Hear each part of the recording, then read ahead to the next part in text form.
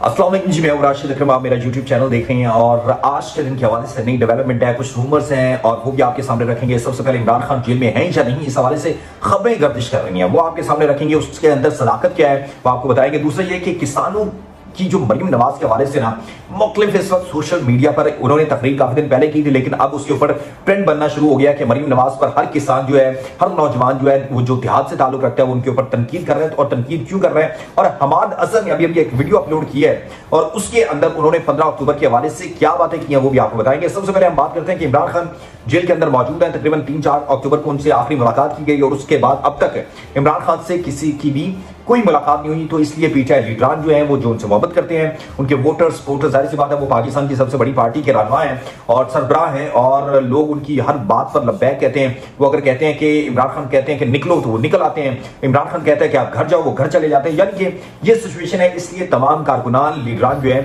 इस बात पर परेशान हैं कि इमरान खान की हालत कैसी है, उनको कैद तन्हाई में रखा गया है और हमारी उन तक एक्सेस नहीं है। तो इसलिए आप इमरान खान से हमारी मुलाकात करवा दें ताकि हम 15 अक्टूबर को एहतजाज ना करें। तो जो सरकारी ज़राए के मुताबिक जो अभी तक खबरें आई हैं वो आपके सामने रख देते हैं, क्योंकि मुख्तलिफ जो सहाफ़ी हैं और जो इस हवाले से गहरी नजर रखते हैं उनका कहना है कि कोई कह रहा है कि इमरान खान जेल के अंदर मौजूद नहीं है, इनको खतरा था कि पीटीआई के इस हवाले से कोई एहतजाज ना करे, उनको चुप चुपाते हुए यहां से कहीं और भेज दिया गया, यानी किसी और जेल के अंदर शिफ्ट कर दिया गया। दूसरा यह है कि कोई कह रहा है कि इमरान खान वहां पर ही मौजूद है, लेकिन इमरान खान जो है ना तो उनका मुकम्मल चेकअप किया जाता है और उनको अब उनका जो एक सेहत बख्श खाना था वो भी नहीं दिया जाता और उनको वही जो सरकारी जेल मैनुअल के मुताबिक खाना है वही फराहम किया जाता है और उनके ब्लड टेस्ट जो है वो भी नहीं किए गए।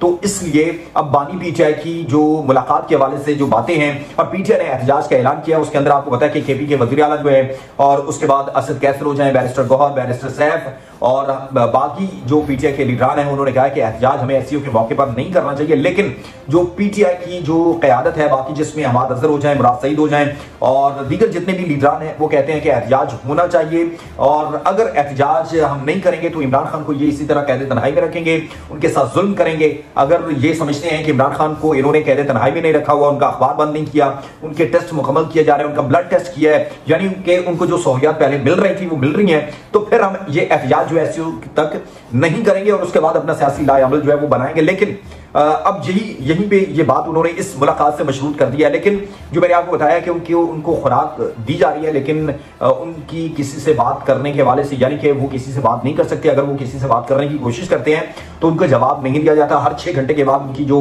वहां पर जो एहलकार तैनात किए गए हैं, उनकी शिफ्ट जो है, इंचार्ज जो है, उसको तब्दील कर दिया गया है। अब तक की ये जो खबरें, रूमर्स हैं, जो खबरें हैं वो आप तक पहुंचा रहे हैं, क्योंकि सारी सी बात डीलिंग करनी होती है, पता करना होता है सीनियर साथियों से भी क्या है कि इस खबर के अंदर कितनी सदाकत है। तो इसलिए थंबनेल पे तो सारे जाते हैं कि यार इमरान खान जेल में है या नहीं, तो इसलिए हर चीज वो जो सही खबर है वो आप तक पहुंचाना मेरी जिम्मेदारी है, जो सच है वो आप तक पहुंचाना कि इमरान खान वहां पर हैं या नहीं है। इमरान खान वही हैं और लेकिन उनको कैद तन्हाई में रखा गया है और उनसे अखबार की जो खबरें आ रही है कि अखबार जो है उनको नहीं दिया जा रहा, उनको बिल्कुल ला इल्म रखा गया है कि बाहर जेल के बाहर क्या हो रहा है, मुल्क के अंदर क्या हो रहा है, मुल्क की सियासी सूरत-ए-हाल जो है वो क्या है। और उसके बाद हमाद अजहर ने भी कह दिया कि जो 15 अक्टूबर को एहतजाज के लिए नहीं निकलेगा, वो जो कौमी असम्बली का रुकन है या सूबाई असम्बली का रुकन है या टिकट का दावेदार है या टिकट मांगता है, तो भाई उसके बाद ना तो उसके लिए टिकट होगी, ना ही उसका ओहदा होगा और ना ही उसकी जो ये एमपीएशिप है ये होगी। तो इसलिए इस पार्टी से भी उसको फारिग कर दिया जाएगा।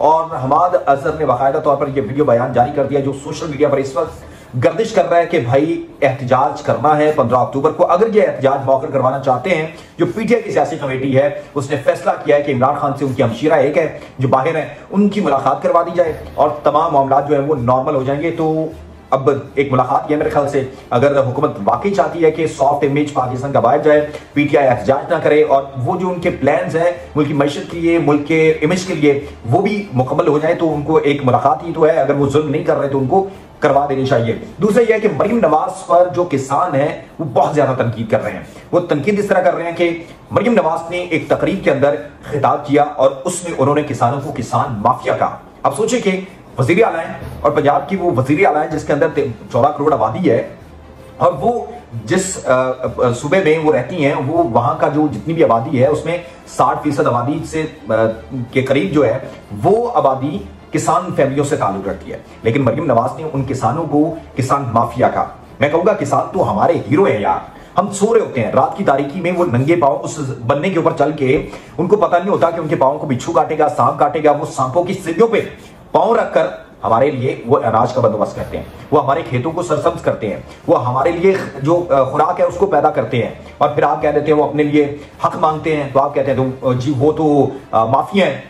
मैडम, मेरे ख्याल से आपके दिल में बहुत होगी कि आपके अंदर फील होगी कि आप लोगों के लिए कुछ करें, लेकिन ऐसे नहीं है कि किसान बेचारा सारा साल मेहनत करता है, उसको फिक्र होती है बारिश हो जाएगी, मौसम कैसा रहेगा, मेरी फसल तबाह हो जाएगी, यानी कि उसकी सारी की सारी नजरें जो है उस फसल पे होती हैं। लेकिन बदकिस्मती है कि हमारे रहनुमाओं को, हमारे जो हुक्मरान है, उनको इस चीज से कोई गरज नहीं है। वो कहते हैं जी किसान माफिया है। किसानों ने इस वक्त जी फुली नाराजगी का मरियम नवाज से जो है उन्होंने इजहार किया है, और उन्होंने कहा है कि मरियम बीबी ने जिस तरह हमें माफिया कहा है, और माफिया इनके साथ होता है, माफिया इनको सामने लेके आता है, और माफिया ऊपर बैठा होता है। किसान तो सिर्फ अपनी मेहनत मांगता है। मैं इसलिए किसानों के लिए मेरे दिल में ज्यादा हमदर्दी है, क्योंकि मुल्क के अंदर इस वक्त आईनी तरमीम हो जाएगी, नहीं होगी, आईनी तरमीम से किसी को कोई लेना देना। ये सियासी जो रहनुमा होते हैं यही बचते हैं, यही लटकाए जाते हैं, इन्हीं को जेलें होती हैं। इससे आम आदमी को कोई फर्क नहीं पड़ता कि आईनी तरमीम होगी या नहीं। उनको ये फर्क पड़ता है कि हमारी मेहनत हमें मिलेगी या नहीं, हमें अनाज मिलेगा या नहीं, हमें तेल रोटी मिलेगी या नहीं। उनको सिर्फ इस चीज से फर्क होता है, पेट्रोल सस्ता हो रहा है या नहीं हो रहा, उनको इस चीज से कंसर्न होता है। उनको आईनी तरमीमों से कोई ताल्लुक नहीं है।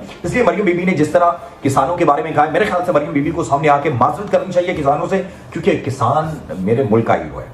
मेरे लिए वो बहुत अजीज है। मेरे लिए इन हुक्मरानों से ज्यादा वो अजीज है, क्योंकि वो मेरे लिए खुराक का बंदोबस्त करता है। वो मेरी जमीन को सरसब्ज जो है वो शदाब बनाता है, सिराब करता है, वो रात को उठता है, वो आपके बच्चों के अनाज का बंदोबस्त करता है। अगर वो एक साल वो आपके लिए बाइकआउट कर दे, आप लोग भूखे मर जाए। जो शहरी हैं, जो शहरी खुद को कहते हैं हम बड़े शहरी हैं, तो मैं सही कह रहा हूं, किसानों का गुजारा हो जाएगा, शहरियों को गुजारा नहीं होना। तो इसलिए मेरे ख्याल से मरियम बीबी को सबसे आके माजरत करनी चाहिए। अपना ख्याल रखें, मेरे यूट्यूब चैनल का ख्याल रखें, इसको सब्सक्राइब करें, मेरी हर आने वाली वीडियो आप तक बआसानी पहुंच सके। अल्लाह हाफ़िज़।